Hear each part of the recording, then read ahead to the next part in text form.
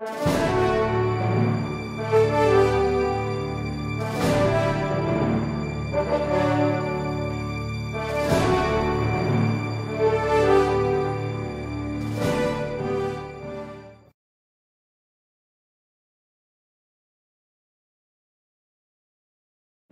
was always a very physical football team.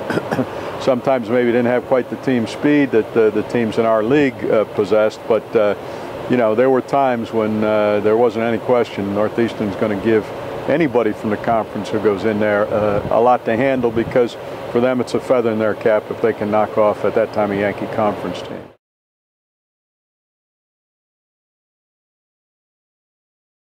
My memory serves me correct, I think Northeastern was a wishbone football team at that time, and so they presented some, you know, some obstacles and some challenges in terms of being able to play your base defense, make your proper reads, and then be able to be physical enough to bring people down. And fortunately, we were equal to the task. And again, the linebackers, Brockwell and Satkowski, you know, the people up front, Dana, Bounty, and others, certainly did the job. And anytime we got out of there, we could get out of there, get out of that locker room, get onto the bus, and head home to Kingston with a victory. I think, obviously, we were satisfied with that.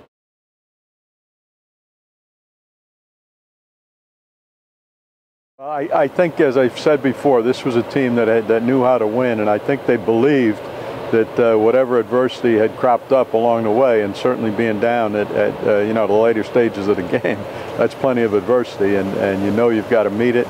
And obviously we were able to come up with 2 scores.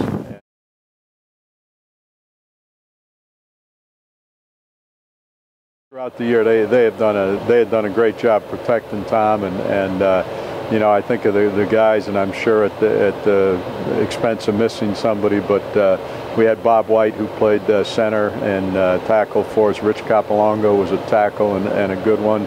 Bob White went on later, as we know, to play in the NFL for 4 or 5 years. Mark Russo, who's a lawyer in the area, he was one of the tackles. Greg Sturgis, the late Greg Sturgis, who passed away a few years back. Greg was an offensive guard, was an all-conference performer. Bob White had played some at center. Ray Apo had played some at center. And Jim DiProspero had come in at center.